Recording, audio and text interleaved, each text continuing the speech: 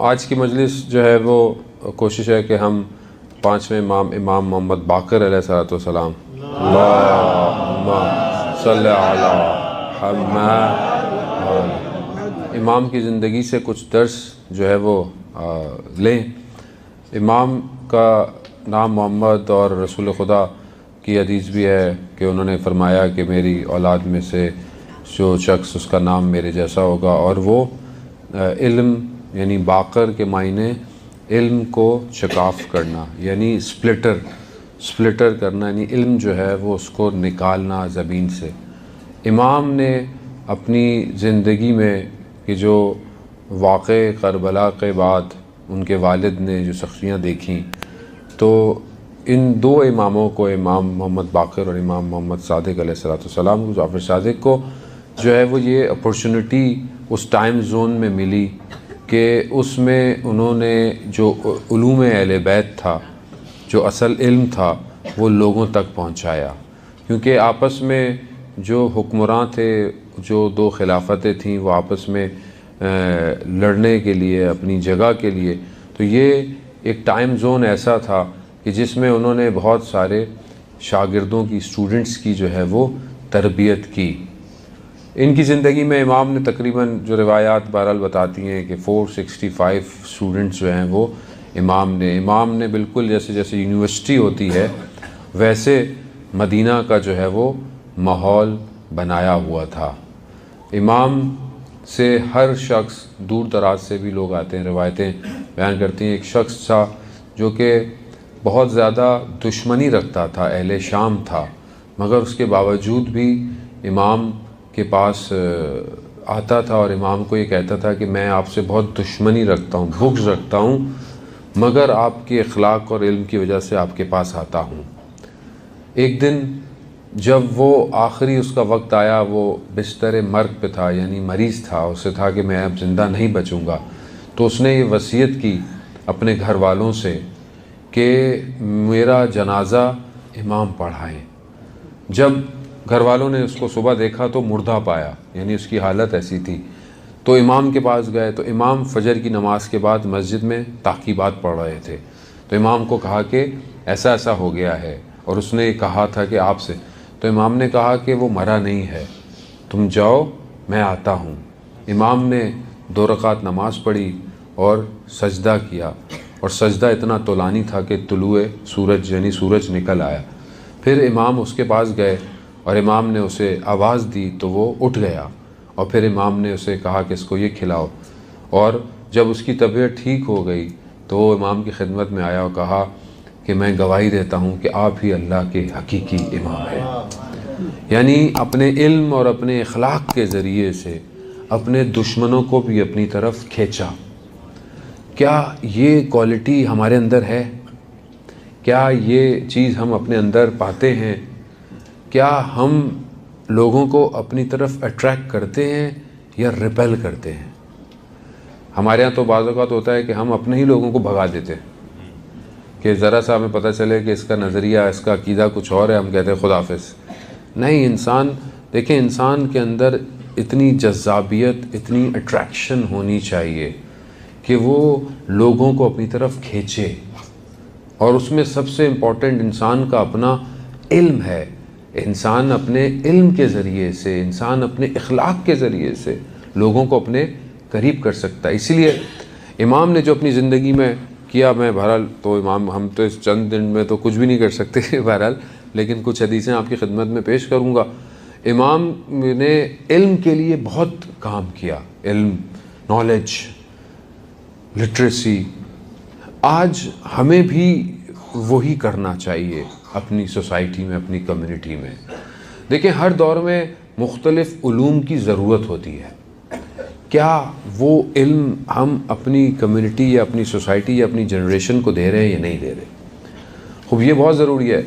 इमाम की हदीस है, इमाम कहते हैं अल कमाल व फिल कमाल, यानी कमाल जो परफेक्शन, जा आप इसको फ्रेंच में परफेक्शंस कहेंगे, थोड़ा सा आगे पीछे करके ही इंग्लिश और फ्रेंच है, जो परफेक्शन है, टोटल परफेक्शन, जैसे टोटल परफेक्शन जिसे आप कहें, वो क्या है? तफ़क्कुह फ़िद्दीन, दीन में फ़िक्र करना, दीन को अंडरस्टैंड करना, ये बेहतरीन परफेक्शन है। यानी इससे परफेक्शन नहीं है कोई। इमाम कह रहे हैं कि अगर हम चाहते हैं कि टोटल परफेक्शन हो तो दीन में, दीन के बारे में सोचना, दीन को हासिल करना, दीन की नॉलेज लेना, चाहे आप अहकाम हो, चाहे अकायद हो, चाहे अखलाक हो, ये सब दीन का तवक्को है। मिसाल के तौर पर रमज़ान शुरू हुआ है तो हमें रोज़े के मसाइल आने चाहिए। नहीं आने चाहिए तो आपके पास उलमा मौजूद हैं यहाँ माशाअल्लाह, नमाज में होते हैं, आप इनसे पूछें। खूब हर इंसान भूल जाता है, इसमें शर्म की कोई बात ही नहीं है। मुझे भी कई चीज़ें याद ही नहीं है, क्योंकि हर इंसान का अपना एक मेमोरी होती है, कितना उसको हिफ्स करेगा। खूब आप अगर शर्माएंगे, मौलाना से नहीं पूछेंगे तो आप गलत करेंगे। आप गलत करेंगे तो चीज़ एक्सेप्ट नहीं है खुदा की बारगाह में, तो आप शर्माएं नहीं। और ख़ास तौर पे सवाल पूछते वक्त तो शर्माना नहीं चाहिए इंसान। देखिए, सवाल पूछने के भी शराइत हैं कि जो मैं इंशाल्लाह फिर कभी मौका मिला तो बताऊंगा।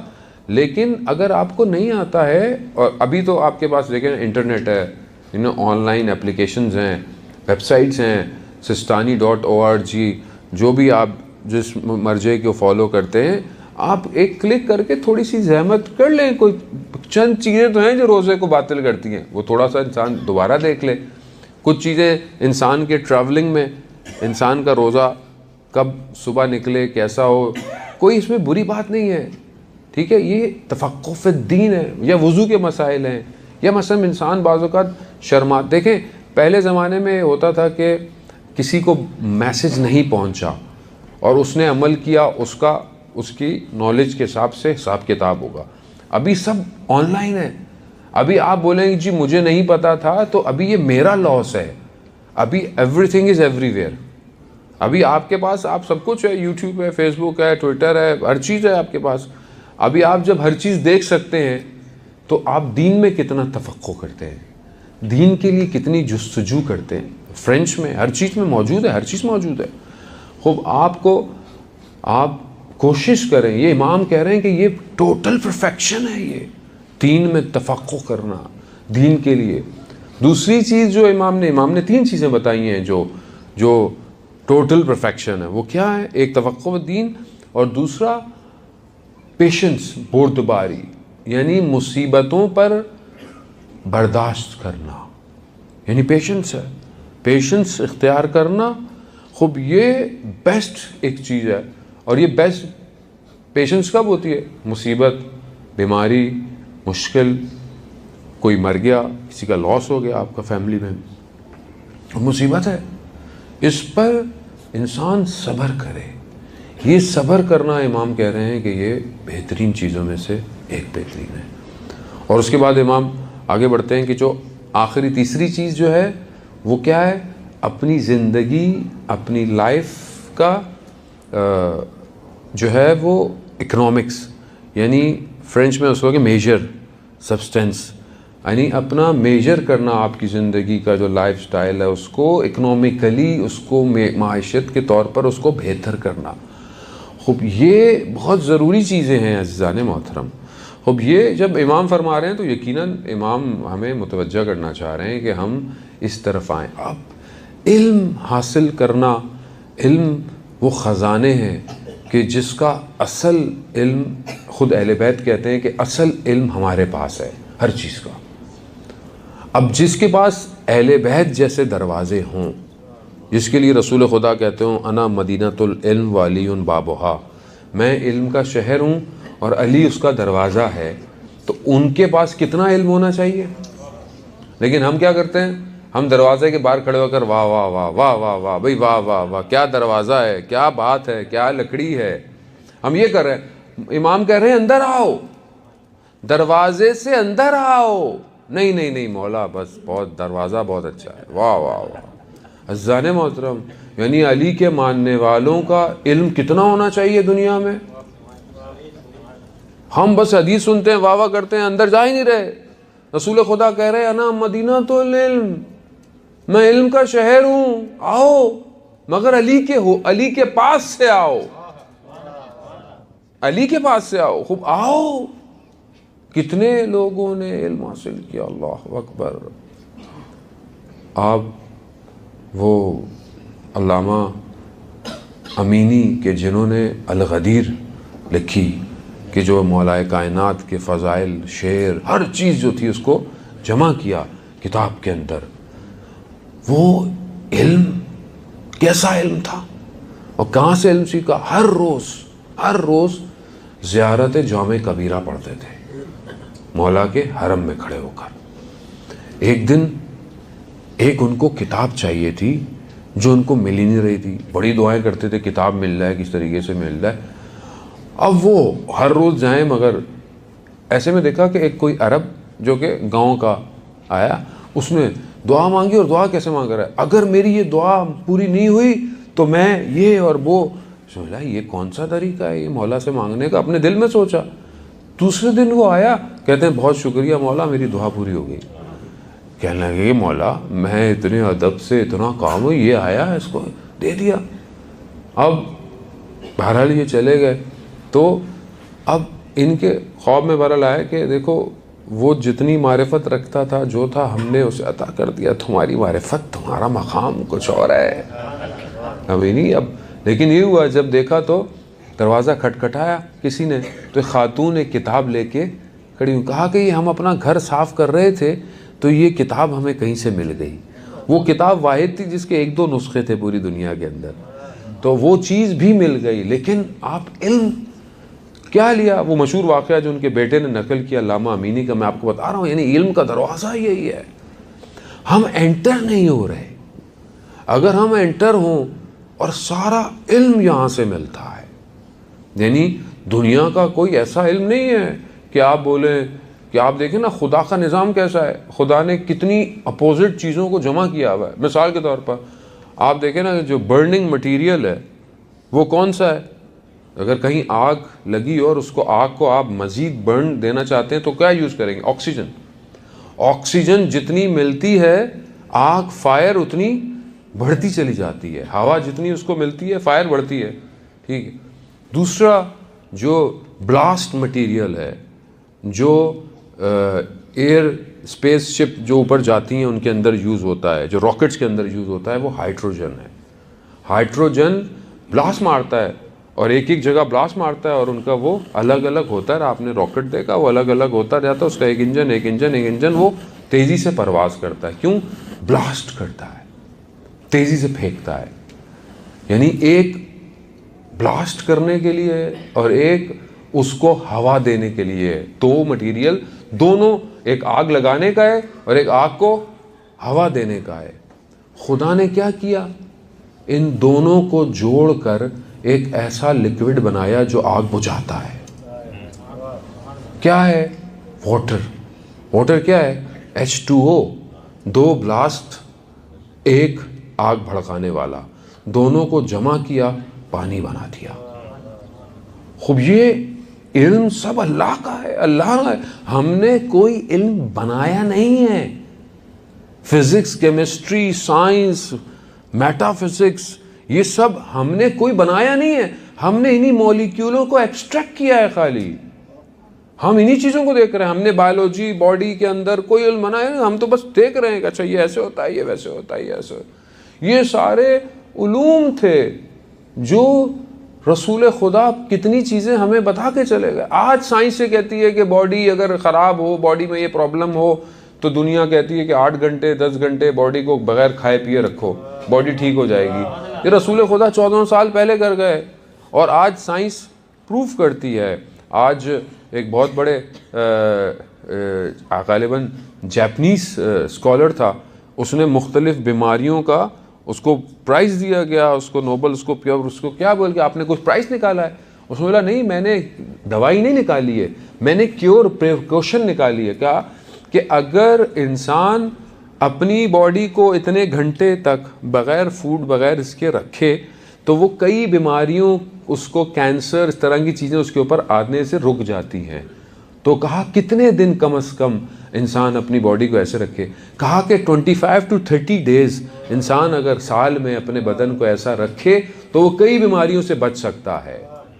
खूब ये आज साइंस एक्सट्रैक्ट कर रही है, खूब कर रही है, लेकिन रसूल खुदा ने यानी हमने कोई इल्म बनाया नहीं है।